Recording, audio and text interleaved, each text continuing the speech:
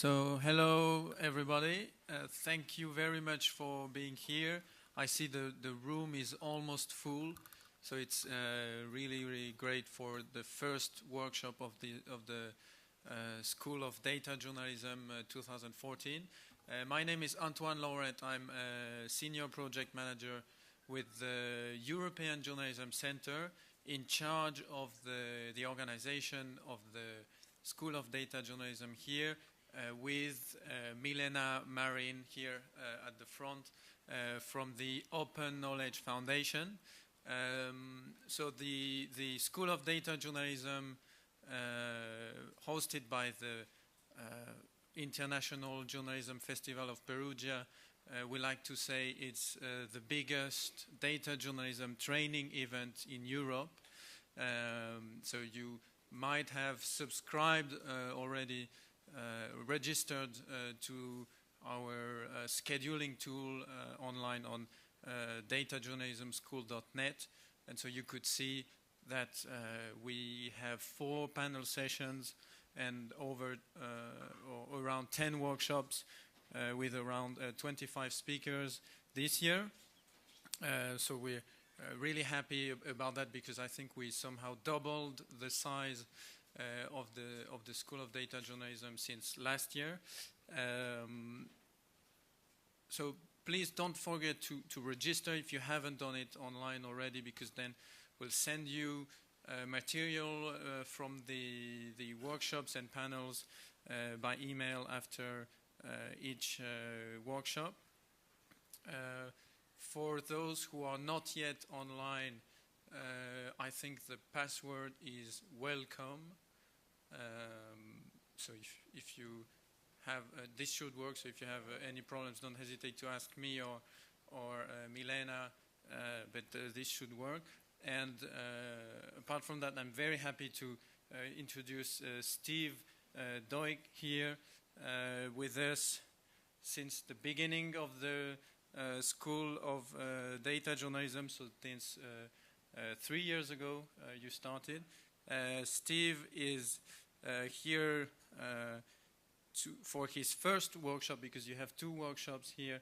Steve, the first workshop, From Idea to Story, Planning the Data Journalism Story. And sorry, I didn't introduce you properly. Steve, Knight Chair in Journalism.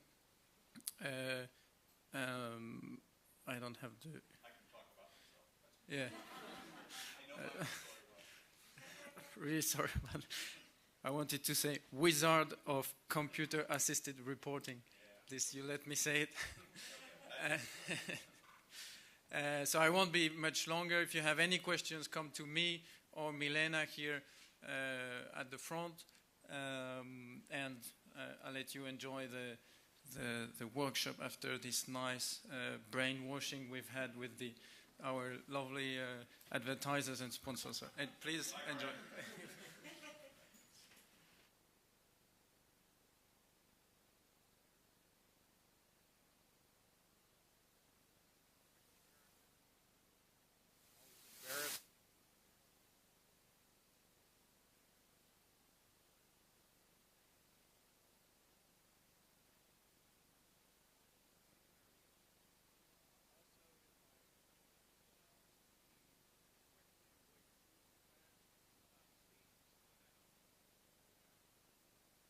That's on. Oh, now you can hear me well. In fact, too well. I'll stand back here. Okay, so yeah, it probably needs to be turned down slightly. Okay, we good? Yeah, can everybody hear now? And your ears are not ringing anymore. Yes, I'm delighted to be here. Can we get the first slide up there? Yeah. I've got this up here. There's a URL there, and it goes to this extremely simple page. This is the limit of my HTML coding skills right there. But on it, you'll find the PowerPoints that I'm going to use today. So those of you who are here, you can download those PowerPoints. And if you come to the spreadsheet workshop tomorrow, there's some data and some other things there. So feel free to write down the URL, even if you can't get in now. I know the Wi-Fi can be spotty. So do that, and you're welcome to use all those slides. Everybody had a chance to at least write down the URL for that? Okay, let's dive into the presentation. Not yet, okay. Steve, slow down. That's what you got to say. Okay. Let everybody write that down. Yeah, pay attention to the, let's see here. Is this thing working? I guess the little button. The tilde, you need the tilde in front of SDOIG. That's the thing that's can be confusing. And IJF is all capitals. So you have to do that too. Everybody ready?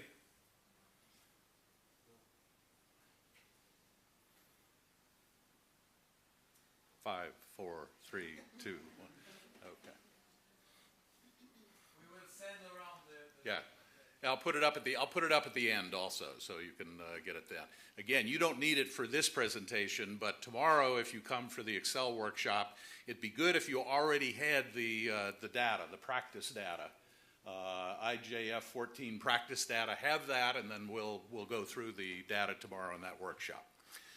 Okay, I've been asked to talk about data journalism, how you go from finding an idea and taking it all the way to a story. And that is something that actually would be a challenge to talk about in just the hour or so that we have here. You know, I teach this kind of thing at my university, but I spend a whole semester to do it. So I will be taking you very quickly through the sort of the way you think about working with data stories. Again, my name is Steve Doig. I've been a data journalist. Well, I've been a journalist for I guess over 30 years. I started at a small paper in Florida, and then went to the Miami Herald in Florida, where I spent 20 years there. And then I've been a teacher for about 17 years at Arizona State University. But I started doing data journalism very early. My first computer was an Atari 800 computer that I bought back in I think it was 1981 that I bought that computer. And I bought it to start playing games and to play around with the computer. It was like a very expensive toy at the time. But at the same time, I was working as a reporter covering state government in Florida. And I began to realize that the computer would help me be a better reporter. It could help me do my job better. And that was actually important to me because I was working for the Miami Herald, which was a very competitive newsroom. I was surrounded by reporters who would go on to win Pulitzer Prizes and go on to work for the New York Times and the Washington Post and other great places. So there were a bunch of very smart reporters. And what you needed to stand out in a newsroom like that was something, a special skill that you had. And somehow or other, my special skill turned out to be working with computers and data to help tell stories. And I became a very, a passionate advocate of the idea of the importance of using data to tell stories. And so that's what I'll talk about here with you guys today. So why do data journalism at all? What's the point of it? What are we trying to do? The idea behind data journalism is it lets you go beyond just anecdotes. And the way we used to tell investigative stories particularly, let's say you wanted to do a story about the problem of drinking and driving. People who drink, drive, have accidents, and kill people. Before computers and data came along as a tool for reporters, we would find some examples of those kinds of situations, of those drinking and driving accidents. You might talk to the police or talk to judges, maybe the family of a victim, and you'd sort of tell a story about a couple of those accidents and then say, there's lots more of that happening, but you wouldn't really have it measured. The nice thing about data journalism is it lets you go beyond just anecdotes to actually putting evidence in your story. You still need anecdote. Anecdote is the heart of what we do. We're always telling stories based on examples of things. But actually one of the real advantages of data journalism is it often lets you find the best anecdotes. An example of that was I did a story with the Miami Herald looking at our criminal justice system. Basically, the lead of our story was Miami has more crime and less punishment than any big city in America. And as part of that story, we wanted to find an example of a day in court that would illustrate sort of the problem of it. And because I had all this data about all the different court cases that we'd had over the last 2 or 3 years, I was able to use the computer to find a particular day that showed, just how many people were being released or given very low sentences and so on. And in fact, we wound up picking a day in which one of the criminals who was released that day because there wasn't enough evidence on them went out the next day and was trying to do a robbery and wound up shooting and killing a female police officer. So as a way of kind of telling that story of the problem of justice, the computer helped us find the best anecdote for it. So to me, that's the reason to do data journalism, is to basically tell great stories and help you find what the story is in the data. Keep talking about data. What is data? It seems like a very basic thing. The way to, the light bulb should go off over your head anytime you see information that is in table form of some kind, where it's in, rows and columns of information is data. It's much harder when the data is in text, where you're trying to pull the information out of a lot of narrative. But if you see information like this, where there are columns of information and rows, no matter how many of those, you should be able to say, aha, that's data. I bet I can do things with that. And that's what we're talking about. Okay, so information in table form. So where do you find data story ideas? Where do they come from? They come from everywhere. One of the good things about for at least those of us doing data journalism, good thing about the computer revolution is all the government agencies that we cover also are using computers. They're using computers and they're gathering all their own information that way, and once the data is in a computer of some kind, we can readily take it in a variety of formats and do useful things with it. So, reporters are doing great data stories on every kind of topic, everything from weather, crime, elections, sports. Sports is a great area for doing data journalism. About half of my students all want to be sports writers. And, one of the first things I tell them is you are going into an area where you not only have, lots of data is collected, various kinds of sports statistics, but you actually have readers who care about those sports statistics. They like the math. They want to know the numbers, things like that. So almost anything that we cover produces data that we can use to analyze. So finding data stories on a beat is particularly good. Some of the best stories that I wound up working on at the Miami Herald when I was brought in to do the data work on it, those stories came out of beat reporters who were talking to their sources, who were telling them things that made us realize that we could do that story if we had the right data. And in fact, that criminal justice story I was telling you about is an example of that. Our police reporter was hearing from the police officers he was talking with. They were saying, I arrested a guy last week for armed robbery, took him in, we fingerprinted him, putting him in the jail and so on, to get ready for trial. And then he said, a week later, I arrest the same guy again. He said, how is that happening? How are these people, not getting, going through the system? How are they getting out that way? And that raised the question. We wanted to know how that was happening, and we could answer that with data. So, great place to find data story ideas is just on the beats that you already are used to covering. Other places to get ideas for data journalism stories. See what other reporters are doing. And today, thanks to the internet, there are so many different ways to kind of see the other stories that different news organizations are working on. I've always been a believer that if there is some kind of problem, social problem or a criminal activity or something like that that's going on in one city, chances are something like that is going on in your city also. So if you see a really good story that was done by another newspaper or TV station in their area, a really good idea is to start looking around to see if that same kind of problem is occurring in your area. Various places to find these kinds of things. The data-driven journalism site here, datadrivenjournalism.net.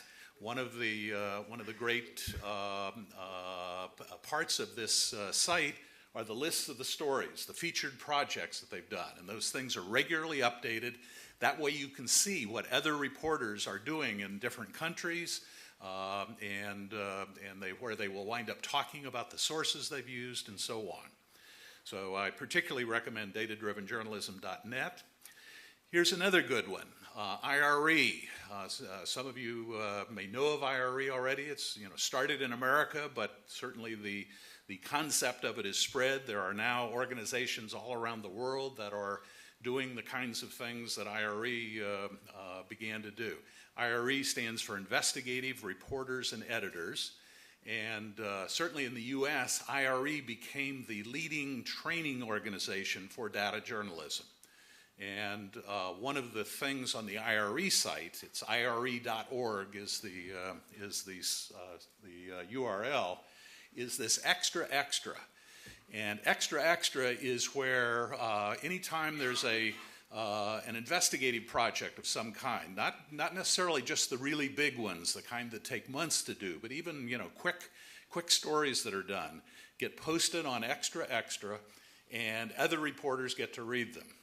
My son is the investigative editor for a Newsday newspaper in New York, and he every day reads Extra Extra because it gives him ideas for things that might be going on in his area that his reporters need to be covering.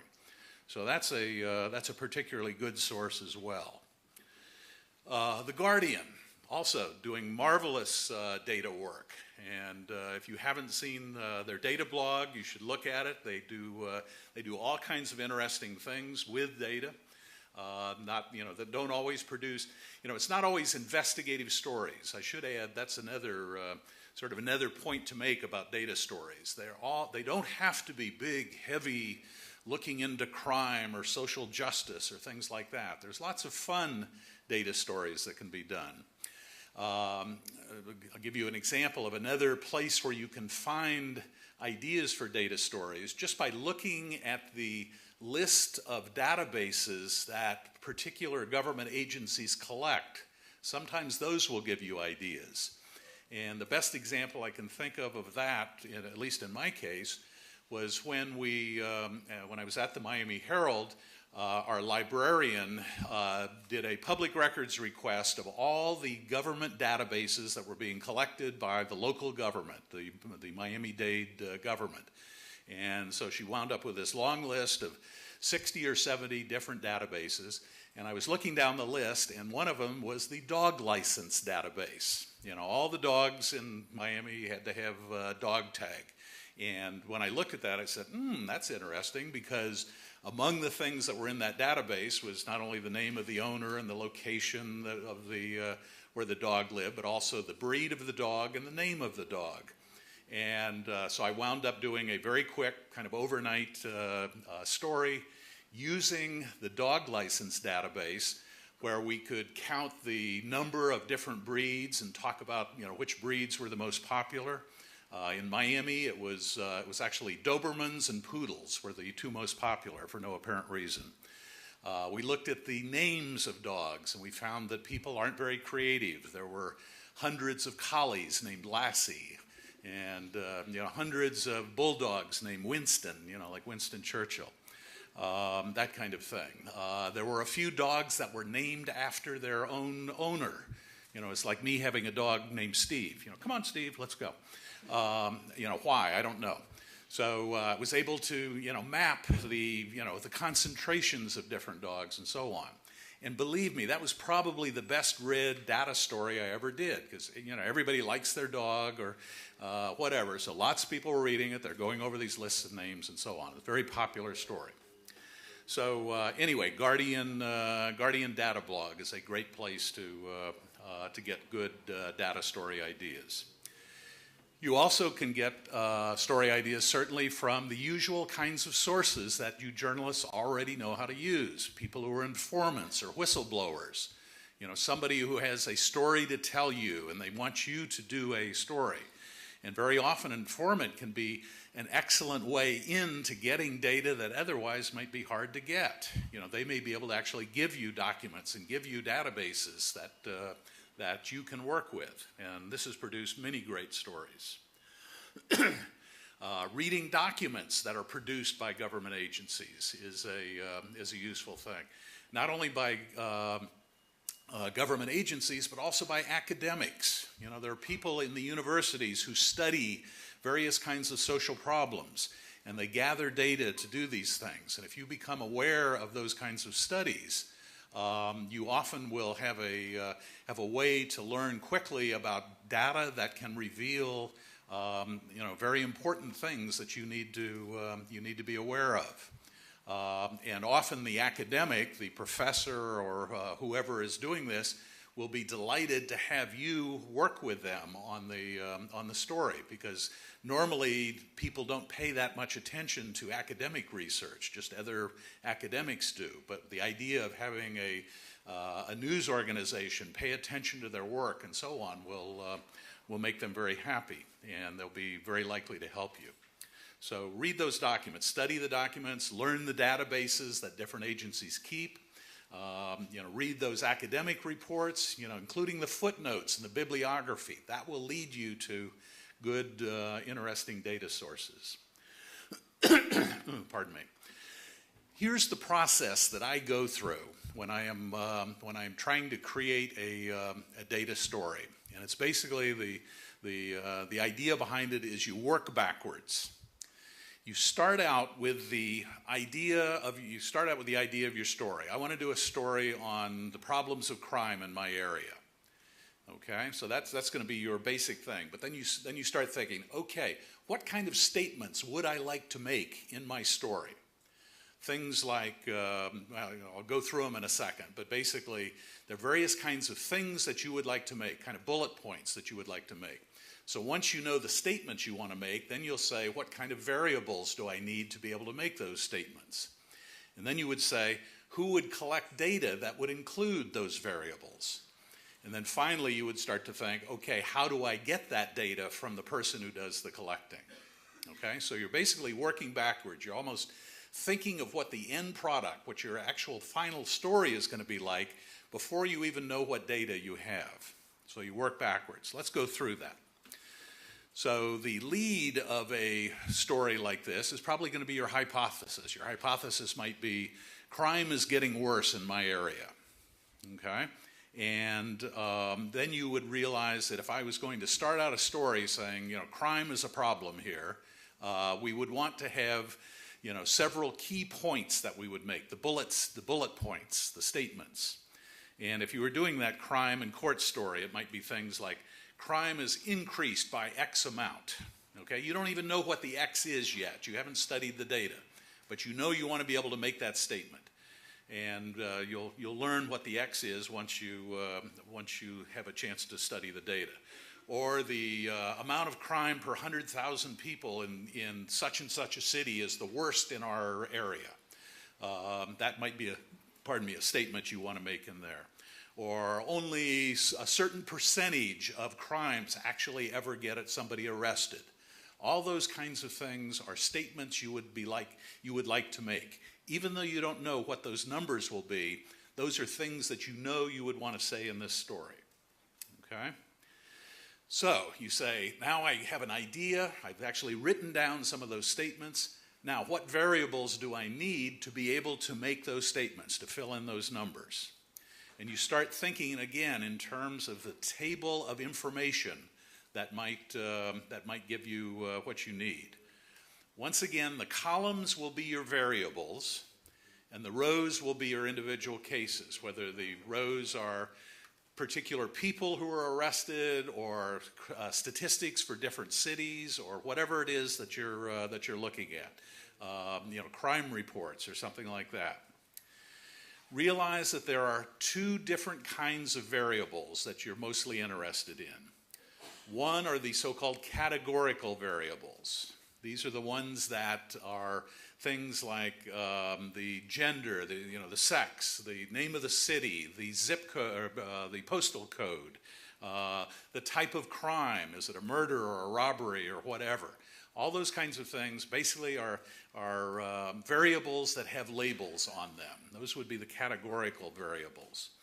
And then there are numeric variables. These are the sort of measurement variables, the counts, the number of crimes, the cost of things, the size of the population, whatever else, the number of accidents, the number of arrests. All those would be numerical variables.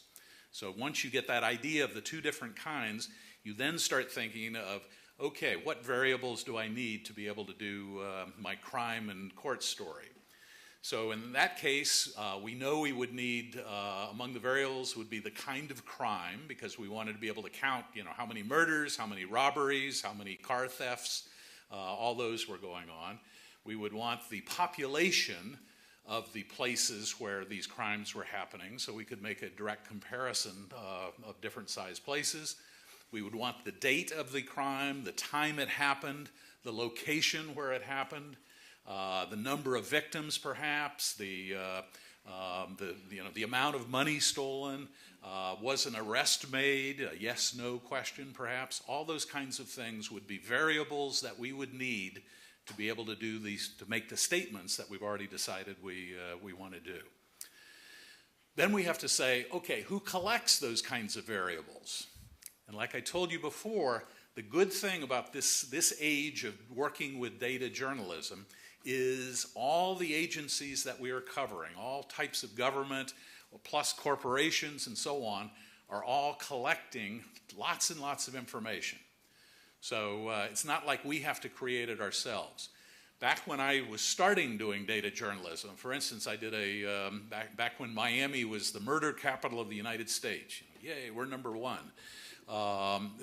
Back in the early 1980s, when there was shootouts in the street and so on, I did a project looking at murder in Miami, and we had something like 300. It was nearly a murder a day through the course of the year in Miami. So I gathered a database of all the murders, but I couldn't just go to the police and say, give me a copy of the database, because back then everything was on paper. So I wound up having to get copies of the case reports of the more than 300 murders, bring them home, type them into my own computer, into my own spreadsheet, and so on. So it took a lot of work to create the kind of thing I needed to do that story. Today, it's much easier, at least in terms of the typing stuff in. That is much more rare now, because generally the information that we want for stories is already being gathered. Even better, the agencies that gather the information are doing that for bureaucratic reasons. They all too often are not using it to analyze. So we often are the ones who are discovering the interesting things in their data. They don't even know what's in their data. So it's great for reporters. We find stories they don't even know are sitting in there. So all government agencies, here you see a word cloud of various government agencies, but they're all collecting various kinds of things. You might have to go to several different ones. If you're doing that crime and court story, you may need information from the police, information from the court system, perhaps information from the prison system, census information, so you can get populations and things like that. So all kinds of different places you might have to go to get the information, the variables that you need. Then you face the problem of actually getting the data, okay?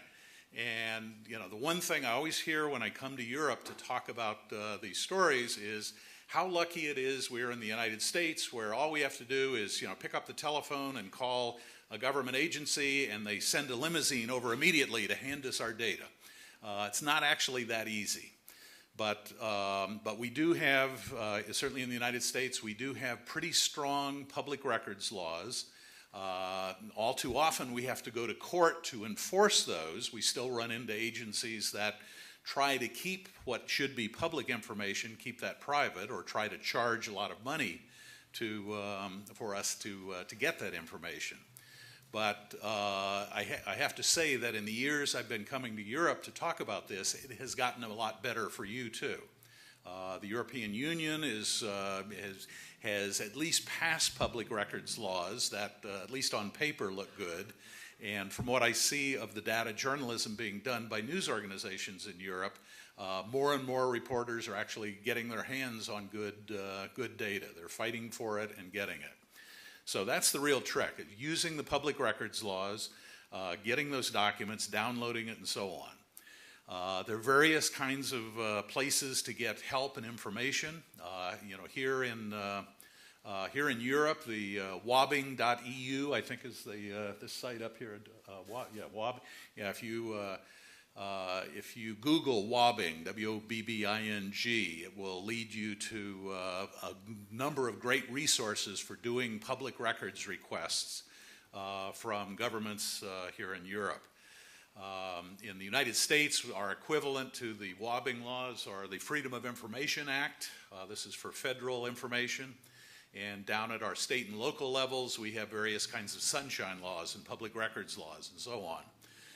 The United States, it is kind of catch-all. Some states are very open, where people have passed laws and constitutional amendments even to make it clear that the information belongs to the public, that we've already paid for it to be gathered. Our tax dollars are being used to gather this information, therefore it belongs to us, the public, is the argument that we make. So use those tools to get the information that you need. Be polite but persistent. Because actually the first time you make the request of a government agency for that information, they'll say, oh, well, that can't be done. Or, oh, the guy who has that information is on vacation this month and you can't get it. And but that's when you turn and say, well, what if the premier or the director of the agency said they needed that information right now? How would you get it? There are various kinds of arguments you can make to get around the attempts to limit your access to public information. Another thing that can be scary to people who are starting out to get data is the data formats. Even if you have an agency that is willing to give you, willing to give it to you, then they might start saying something like, well, what kind of format do you want it in? Do you want it to be ASCII, EBCDIC, XLSX, DBase? What do you want? What do you want? And if you are not expert already or familiar with those different formats, don't be intimidated. One thing you have to know is let's say you want to work with this data in Microsoft Excel, what we'll talk about tomorrow, which is a great tool that will handle almost any kind of data problem you're likely to run into. But you don't have to get from the government agency their data in a Microsoft Excel format, because Excel can actually open up a variety of different formats. And there are other programs that will translate from whatever format it's in into something that you can get it into Excel. So don't be intimidated by that. The thing to do is to find yourself a data nerd, somebody like me. Okay, and this is what I tell my students. You basically want to have your nerd talk to their nerd, and then the two nerds can come up with a solution that'll work for you. So even if you don't know all the secret language and all that, you'll be able to get it.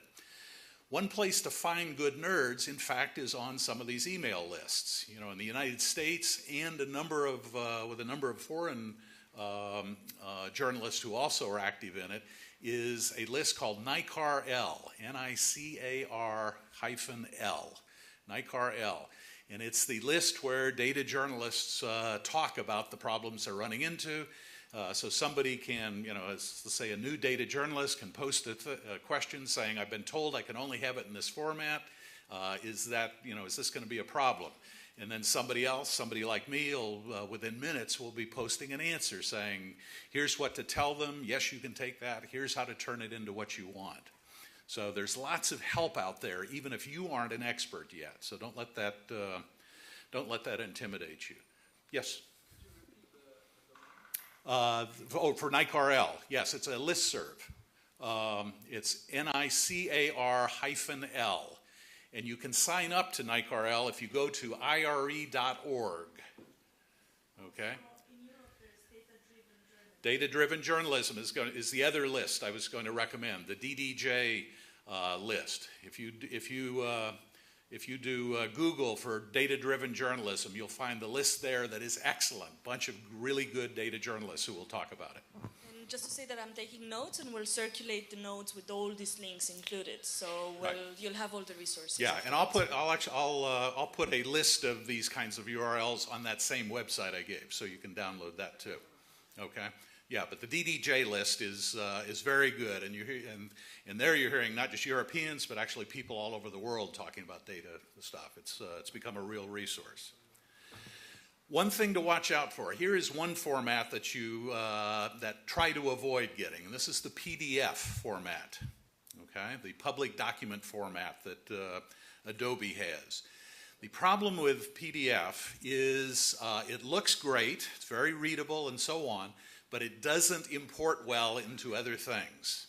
And actually right now on the NICARL list today was a long string of messages about somebody who had gotten a 5,000-page document, file, 5,000 pages of PDFs about jailed inmates or whatever. And it turns out it's an ugly PDF format that can't readily be converted and so on. PDFs are a real problem. If, however, the only thing they will give you is a PDF, and sometimes you run into that, there are some conversion utilities that for at least many PDFs will turn it into data that you can actually get into Excel. Things like Acrobat Pro actually sometimes, if it is a properly created PDF, will export it out into something. And sites like Zamzar and Comet Docs also will do those conversions, generally. But PDFs, the aggravating thing about PDFs is agencies that give you a PDF and say this is all we have, almost always they are, for instance, are using an Excel spreadsheet. They have their data on an Excel spreadsheet, but when they save the data for you, they're just hitting the save as PDF. It would be just as easy for them to do save as XLS. But for a variety of reasons, sometimes just to try and make it harder for you, they will do that. So avoid PDFs if you can. Let's see how we're doing on time. We're okay. You have your data. Okay. Let's say you actually got your hands on your data. What do you do now? Okay. So let's assume you got it. You downloaded it. They gave it to you on a thumb drive or on a DVD or something like that. Now what do you do? First thing you need to do is see, are there going to be any problems with the data? Does it have to be cleaned up? I have a hat that I got from a friend who worked in information technology. They had a softball team, and the hat on it, the name of their team was Dirty Data. And dirty data is a problem for anybody that works with data that hasn't been standardized, hasn't been cleaned up. The example I always use about dirty data that we run into all the time in the United States is when we get campaign finance information. In the United States, the politicians have to file information on all the money they collect to run their campaigns. It's a great resource. The trouble with that is it's all been typed in by volunteers. And even things as simple as the names of cities will be misspelled regularly. I've seen, for instance, the city of Phoenix that I live in, is spelled not only P-H-O-E-N-I-X, but I've seen, P-H-E-O-N-I-X. I even once saw F-E-E-N-I-X. Who would have even thought that? So you have to figure out, what's wrong with the ones that are misspelled so that you can aggregate them eventually. If you want to be able to say, how much money came from people who gave in the city of Phoenix, you got to get all those misspellings turned into the correct spelling. That's what we mean by cleaning dirty data. If you look at genders and you have more than 2, you probably got dirty data that you got to clean up. That kind of thing. So looking to see the problems that are in there. One of the reasons that you wind up with dirty data is the people who collect data are doing it for bureaucratic reasons, okay? And for the purposes, for instance, of the campaign finance laws, it doesn't really matter to them how well things are spelled. It all kind of evens out to them. But we want the data for analysis reasons. We have to be more precise than they are. So that's why you need to clean it up. And there are various tools for doing that kind of cleanup. One of the best is, you can see this nice big diamond icon. It's called OpenRefine. It actually used to be Google Refine. Google bought the little operation that had created this. But it's a tool that will pull in your dirty data set. It will give you an idea of how many things need to be changed. It will actually go through and make guesses about, let's say, all those different misspellings of Phoenix, put them all together. It'll give you a way to click and say, this is the one I want all these changed into, and with just the click of the button, you can do it. So OpenRefine is a very powerful tool to use. You can Google that, OpenRefine, R-E-F-I-N-E, and it's a free download JavaScript program. It'll run on Mac or PC. Very good tool. It has programming built into it as well. But even this kind of cleaning can be done with other kinds of tools. A good text editor like Text Wrangler or Notepad++. You can do things like search and replace just to fix problems. Even with Excel, if you pulled in dirty data with Excel, sorted, for instance, by the city name and then started going down the list, you would see the misspelled ones at least. So you could kind of quickly eyeball your way down. It's slower than using something like Refine, but all those things need to be done to clean up, and those kinds of tools would help you do it. Now you've got clean data. What are you doing with this? The best explanation I've ever been able to come up with for how we do data journalism is we are looking for patterns. We're looking for the highs and the lows, the range, the minimums and the maximums. We're looking for the averages and the medians. We want to get in our mind kind of the shape of the data. Even better, what we want are outliers. Outliers are the instances that are very different from everything else. And in fact, those, outliers are where we journalists love.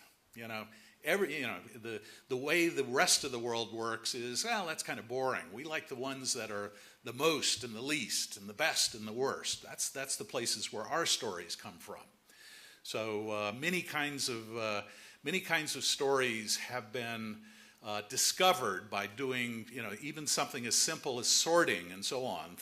Easy things that I'll talk about tomorrow in the Excel session can show you the ones that are behaving differently from everybody else. The city with the crime problem that's much worse than all the others. Or if everybody else's crime is going down a little bit, but one is going up. That's where your story is. Why is that one behaving differently? So that's what I mean by looking for patterns. Find those ones that are different. One of the recent stories that I worked on as a consultant with an investigation group in California, we were looking at a chain of hospitals in California that we were getting tips that the hospital administrators were ordering the doctors there to use special codes for the diagnoses that they were giving their patients.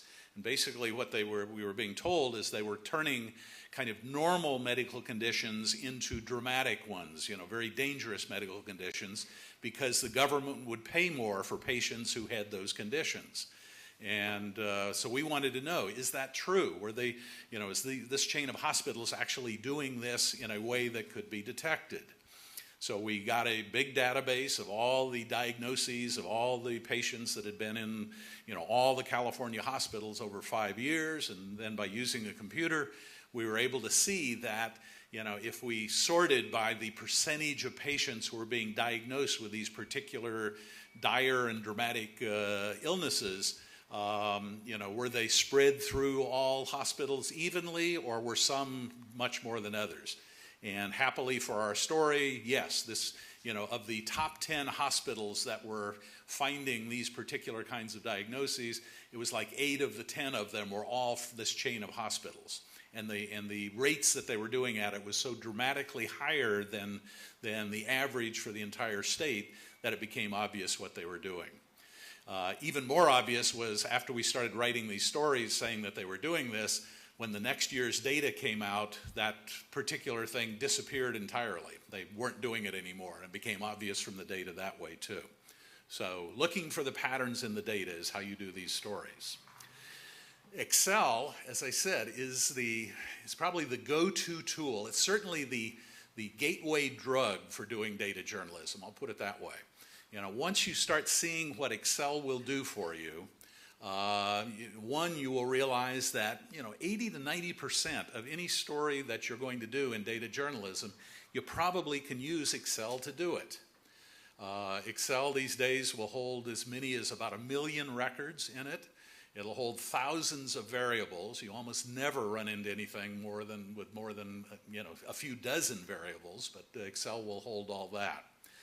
And Excel has sort of simple tools that will let you do these kinds of things: sorting, filtering, creating new variables with functions, and then pivot tables. And I will talk about all those things tomorrow, so consider this an ad for tomorrow's session. So those Excel tools will help you do that pattern finding that I'm talking about. Another tool that you have to use is your brain, and particularly math and statistics. I see out in the audience little beads of blood appearing on people's forehead right now. You're squinting, horrible. I know this scares a lot of people, seeing something like this, but in reality, the math and statistics that reporters need to know, math and statistics, but it's pretty much like this, okay? It's not this scary stuff, it's this, okay. You're really talking about, add, subtract, multiply, divide. Every once in a while, you might hit a square root button. That's it. Okay, but you have to be good at that. Or at least you have to be accurate at that. You have to, I'll put it this way. I was called professor years before I went into the university because in the Miami Herald newsroom, I could do percentage change. Other reporters couldn't. So I would have people who were going on to win Pulitzers come to me and say, does the big number go on the top or the little number? They had no idea what to do. So, being terrified of math is not should not be a reason to become a reporter, though it has been for many of us. When I was in college, I took freshman calculus, got a barely passing grade, never took any more math or statistics, and then I spent much of the rest of my journalism career trying to painfully teach myself what I could have learned in a good semester class of statistics. And even sadder, I now teach statistics, so that's, I guess, some indictment of something or other. So anyway, you do have to use a certain amount of math because the math helps you tell that story. You do want to see, what the outliers are, and you do want to be able to calculate averages and so on. I do have something to help you. You can barely read this, but it's I call it a newsroom math cheat sheet or crib sheet. It's 1 page, okay? It really has all the math that you need to know. And I put it on that same website. It's down on there. So you are free to download that. It will show you how to do percentage change so you can be called professor in your newsroom too. So be sure and get that. It takes you through, averages and so on. It'll even talk about how to count crowds. That's an important skill as well. So 1 page newsroom math cheat sheet. Feel free to download that. Here's a quick commercial for the Excel session tomorrow, right in this same room at 11:30. I will take anybody who's here through an exercise using some data that I have gathered that you can follow along and do those things and see how stories can be pulled out of, it's basically some crime data, some accident data, and so on. Okay? So I look forward to seeing you here. Here is another resource. The European Journalism Center gathered together 5 instructors, myself and 4 others, scattered internationally, to talk about different aspects of data journalism. The thing I'm doing, not surprisingly, is the Excel session. But this is a free MOOC, one of those massively open online courses. And go to the European Journalism Center site. Again, you can find all this stuff using Google, or we'll pull up the URLs for you. Yeah, we'll get that. I think there's still time to sign up because this starts in about 2 weeks. It's online. Each week you will do, it's over 5 weeks, so each week will be a different module. You'll see 4 different videos done by, people like myself and Simon Rogers and Alberto Cairo and Nicholas Kaiserbell and others. I've forgotten who the other couple are offhand. I can't come up with it. But anyway, it's a good way to learn all these things. Want to throw? Yeah. You want to use this one? Here you go. So thanks for this mentioning the MOOC. We have now 17,000 people who registered to the MOOC, so you can join them. Yeah, it's starting in 2 weeks. So it's like every data journalist in the world, or wannabe, is in it. So make sure you're a part of it as well if you do it. It's good, and again, you will be getting not only the sort of video instruction, but there will be downloads of things to read and so on. So I would say take a look at that. Let's talk about doing a data journalism story. What do you do with it? You found the patterns that are in it. Too many people who are starting out with data journalism think that the data is everything in the story, and they sort of see the data journalism story as a whole bunch of numbers. And in fact, people who aren't doing data journalism kind of dismiss it as that. It's like, who wants to read a story filled with numbers? That's not true at all with data journalism. Good data journalism stories can hang on one number sometime, the outlier that you found. You use that to then build a full story. So the data journalism elements, most of the stuff that goes into a data journalism story is things you already know how to do.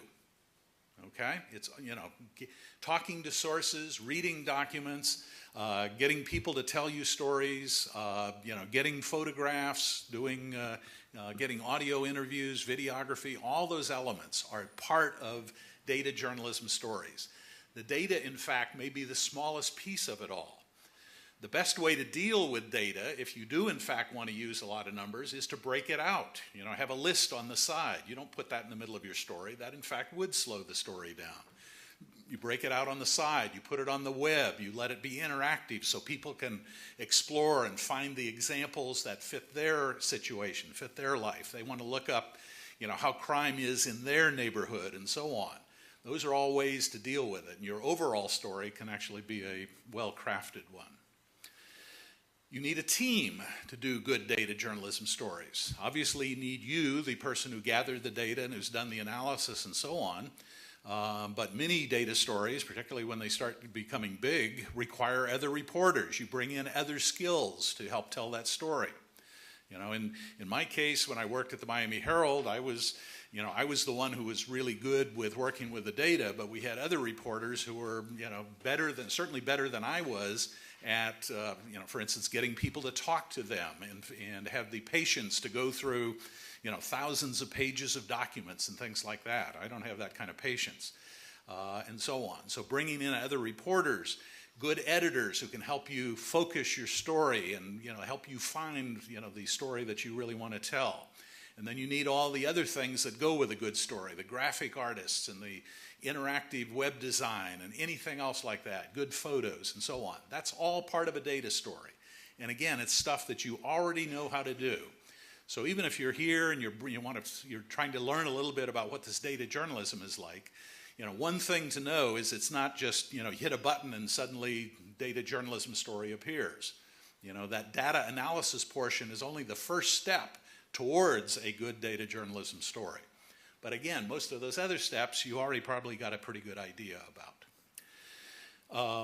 One more commercial for what's going on here. As Antoine said at the beginning, we have a variety of workshops going on over the next 2 or 3 days, so make sure you look in your your program to see the different things that are being offered. And you'll find things on mapping, on other ways of thinking about data, security, and so on, plus, again, my thing on Excel tomorrow. So let's see, I think that's my last commercial here. So it's time for questions. Anybody want to ask any questions? Questions, anybody? Yes, sir. Back. Can you show the website again? I will. A good idea.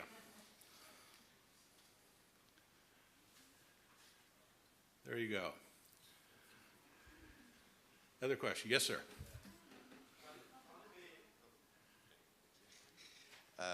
Can it be misleading if you have kind of a hypothesis? Hypothesis. Yeah, that's what I wanted right. to say. Good. And then you get to the data, and because as we all know, you can wrangle data as long as you have the statement you wanted to have to say. That's a good point. What happens when you have a hypothesis and it turns out to be not true? At the Herald, we used to call that another good story ruined by over-reporting. But sometimes that actually is a good story, because if you had that hypothesis, then probably lots of other people in town were saying things like, you know, crime is getting worse, because I heard about something like that. But if you then got the data and did the analysis and it showed that it isn't, you know, that can be, you know, a story that proves what other people are thinking is wrong. That's a good story too. Sometimes the hypothesis, well, I'll give you an example of this. In the city of Philadelphia a few years ago, the new crime statistics that were coming out were showing that crime was going down. You know, hey, you know, fewer robberies and things like that. And the police were saying, we're doing a great job. But reporters for the Philadelphia Inquirer newspaper started looking into those numbers, and through a variety of methods, including data journalism, what they discovered were the police were changing crimes into lesser things. They were turning rapes into purse snatchings and so on, which had the equivalent of making the crime statistics look good. So they were just lying about it and then claiming that they were doing a great job. So when the Inquirer did the story about this, they also put in there a database of the listings of the different crimes that had happened to people. And they told people, if you had a crime that happened to you, look it up in here and tell us if what they have in here is what happened to you. And they got hundreds of reports from people who were able to even give them more stories about the things the police were doing. So, you know, it's always good to have a hypothesis. And the fact that the hypothesis doesn't come out to be true that's not a problem. It is a problem if you cheat the statistics. You can say, well, we'll ignore this part of it and make it happen. Then, you know, then you're not playing fair. You don't want to do that. I agree. Yes, sir. Let's get that so I can hear. How many times it happened that you are not able to demonstrate your theory, and then it could be that it's simply a wrong theory, but also that you were looking for the wrong data? How do you deal with this issue? Pretty much like I was saying before. I mean, if you have if you know the data is correct, and that's a problem. In the Philadelphia case, the data actually was incorrect. But if you know the data was correct, and you are finding that the data is not telling you what you thought the story was, you either do a story saying, you know, despite what everybody thinks, you know, crime is not getting worse, or whatever, or you look at it and you say, you know, there isn't a story there. That can happen. One advantage, by the way, of data journalism is if you have the data and you do the analysis and it shows that the story that you thought was there is not there, you probably have not invested very much time. If you tried back in the old days before we had data, you might have to read thousands of documents and talk to a whole bunch of people to discover that there wasn't a story there. It takes you more time to find out that that the story wasn't there. Another thing let me add about data journalism. Once you have the data, the least amount of time you're going to spend on the story is the actual data analysis. It doesn't take long.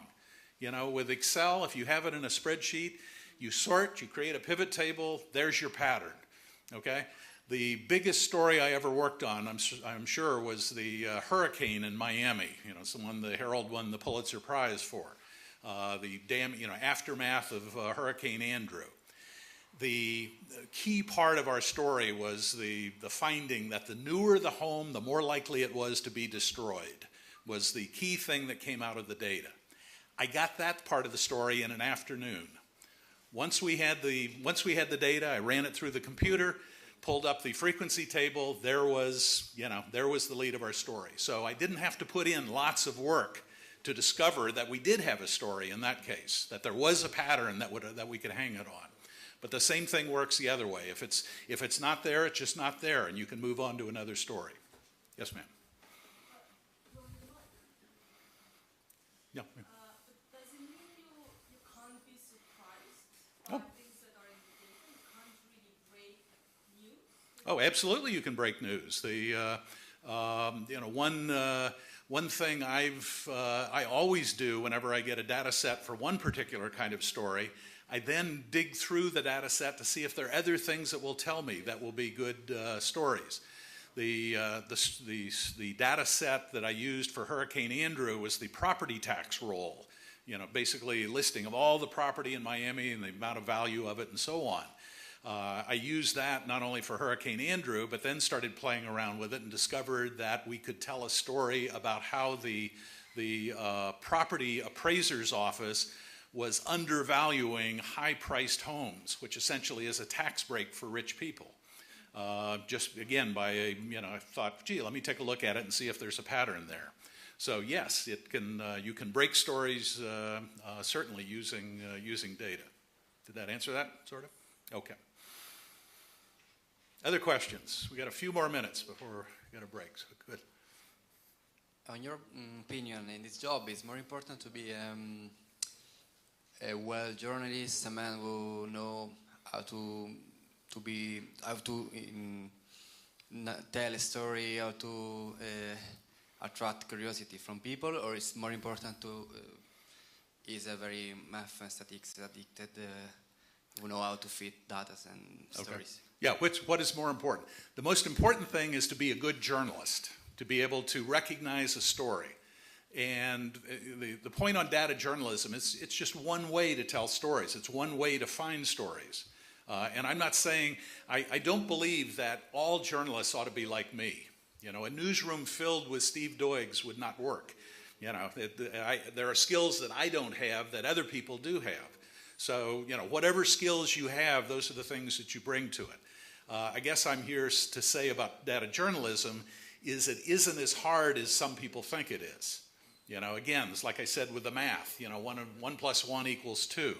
So you don't have to be a statistician, you just have to know, enough to be able to count things. And that's really all we're mostly doing with data journalism.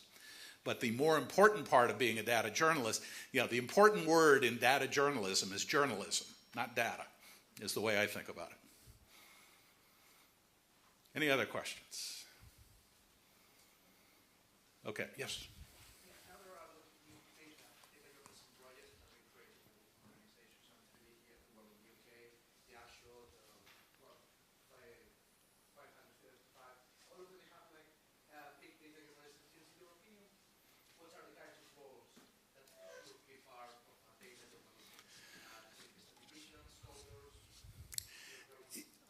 I could say up until the late 1990s, I knew how to do everything that was being done in data journalism. But in 1997, 98, somewhere around in there, it started expanding out. And so today, data journalism is like a really big tent, and there are people who, there are very few people who can do all of the things that are in there, and I certainly can't. I'm very much on the end of the analysis end. I've got a whole variety of tools that help me study patterns in data.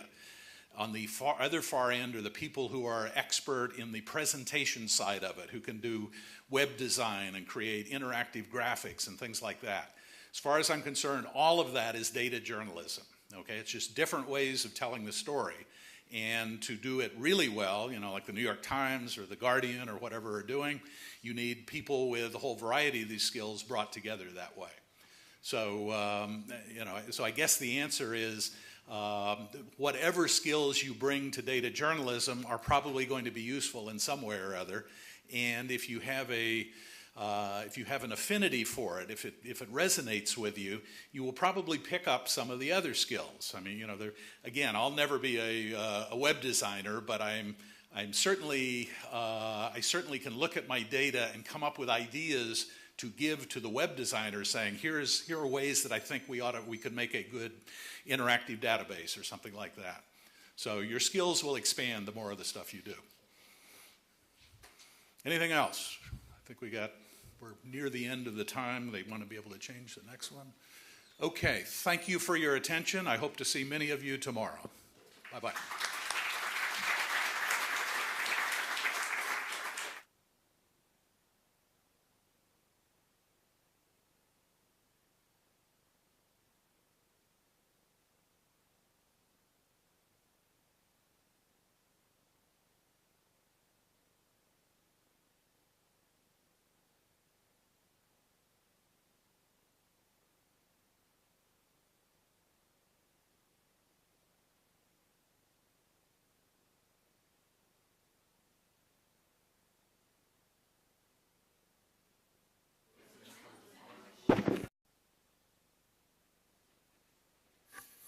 So, hello everybody.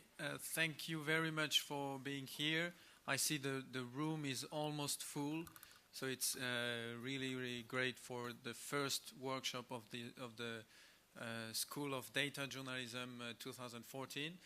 My name is Antoine Laurent. I'm a senior project manager with the European Journalism Center, in charge of the organization of the School of Data Journalism here, with Milena Marin here at the front from the Open Knowledge Foundation.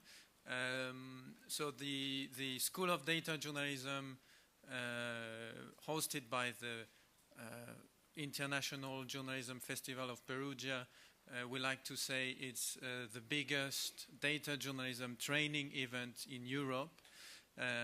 So you might have subscribed already, registered to our scheduling tool online on datajournalismschool.net, and so you could see that we have 4 panel sessions and over or around 10 workshops with around 25 speakers this year.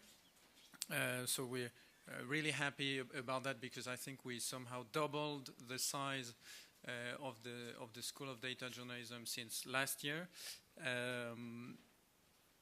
So please don't forget to register if you haven't done it online already, because then we'll send you material from the workshops and panels by email after each workshop.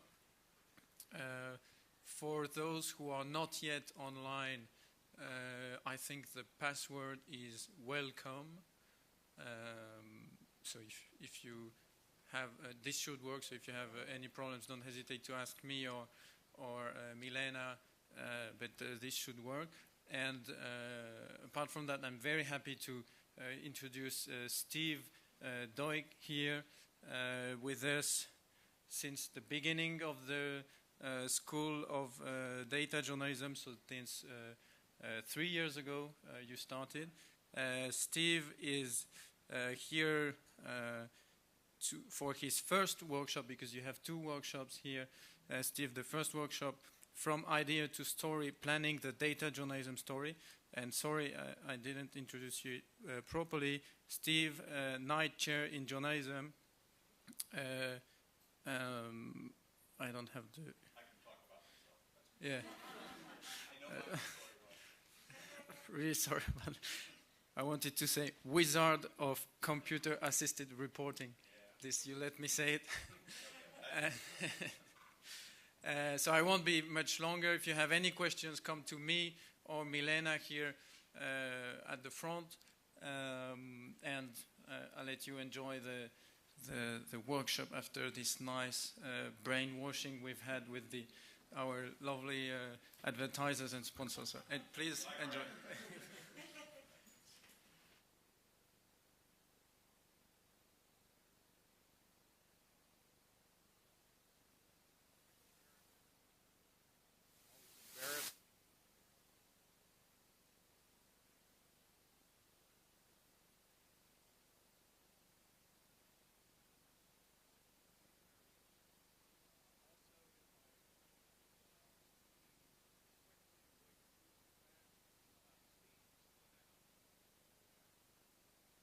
That's on. Oh, now you can hear me well. In fact, too well. I'll stand back here. Okay, so yeah, it probably needs to be turned down slightly. Okay, we good? Yeah, can everybody hear now? And your ears are not ringing anymore. Yes, I'm delighted to be here. Can we get the first slide up there? Yeah. I've got this up here. There's a URL there, and it goes to this extremely, taking you very quickly through the sort of the way you think about working with data stories. Again, my name is Steve Doig. I've been a data journalist. Well, I've been a journalist for I guess over 30 years. I started at a small paper in Florida, and then went to the Miami Herald in Florida, where I spent 20 years there. And then I've been a teacher for about 17 years at Arizona State University. But I started doing data journalism very early. My first computer was an Atari 800 computer that I bought back in I think it was 1981 that I bought that computer. And I bought it to start playing games and to play around with the computer. It was like a very expensive toy at the time. But at the same time, I was working as a reporter covering state government in Florida. And I began to realize that the computer would help me be a better reporter. It could help me do my job better. And that was actually important to me because I was working for the Miami Herald, which was a very competitive newsroom. I was surrounded by reporters who would go on to win Pulitzer Prizes and go on to work for the New York Times and the Washington Post and other great places. So there were a bunch of very smart reporters. And what you needed to stand out in a newsroom like that was something, a special skill that you had. And somehow or other, my special skill turned out to be working with computers and data to help tell stories. And I became a very, I guess, a passionate advocate of the idea of the importance of using data to tell stories. And so that's what I'll talk about here with you guys today. So why do data journalism at all? What's the point of it? What are we trying to do? The idea behind data journalism is it lets you go beyond just anecdotes. And the way we used to tell investigative stories particularly, let's say you wanted to do a story about the problem of drinking and driving. People who drink, drive, have accidents, and kill people. Before computers and data came along as a tool for reporters, we would find some examples of those kinds of situations, of those drinking and driving accidents. You might talk to the police or talk to judges, maybe the family of a victim, and you sort of tell a story about a couple of those accidents and then say, there's lots more of that happening, but you wouldn't really have it measured. The nice thing about data journalism is it lets you go beyond just anecdotes to actually putting evidence in your story. You still need anecdote. Anecdote is the heart of what we do. We're always telling stories based on examples of things. But actually, one of the real advantages of data journalism is it often lets you find the best anecdotes. An example of that was I did a story with the Miami Herald looking at our criminal justice system. Basically, the lead of our story was Miami has more crime and less punishment than any big city in America. And as part of that story, we wanted to find an example of a day in court that would illustrate sort of the problem of it. And because I had all this data about all the different court cases that we'd had over the last 2 or 3 years, I was able to use the computer to find a particular day that showed, just how many people were being released or given very low sentences and so on. And in fact, we wound up picking a day in which one of the criminals who was released that day because there wasn't enough evidence on them went out the next day and was trying to do a robbery and wound up shooting and killing a female police officer. So as a way of kind of telling that story of the problem of justice, the computer helped us find the best anecdote for it. So to me, that's the reason to do data journalism, is to basically tell great stories and help. Simple page. This is the limit of my HTML coding skills right there. But on it, you'll find the PowerPoints that I'm going to use today. So those of you who are here, you can download those PowerPoints. And if you come to the spreadsheet workshop tomorrow, there's some data and some other things there. So feel free to write down the URL, even if you can't get in now. I know the Wi-Fi can be spotty. So do that, and you're welcome to use all those slides. Everybody had a chance to at least write down the URL for that? Okay, let's dive into the presentation. Not yet, okay. Steve, slow down. That's what you got to say. Okay. Let everybody write that down. Yeah, pay attention to the, let's see here. Is this thing working? I guess the little button. The tilde, you need the tilde in front of SDOIG. That's the thing that's can be confusing. And IJF is all capitals. So you have to do that too. Everybody ready?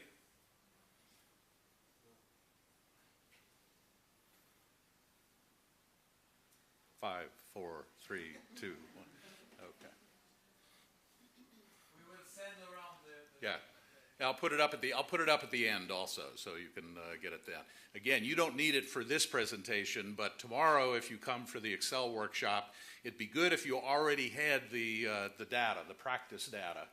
IJF 14 practice data, have that, and then we'll go through the data tomorrow in that workshop. Okay, I've been asked to talk about data journalism, how you go from finding an idea and taking it all the way to a story. And that is something that actually would be a challenge to talk about in just the hour or so that we have here. You know, I teach this kind of thing at my university, but I spend a whole semester to do it. So I will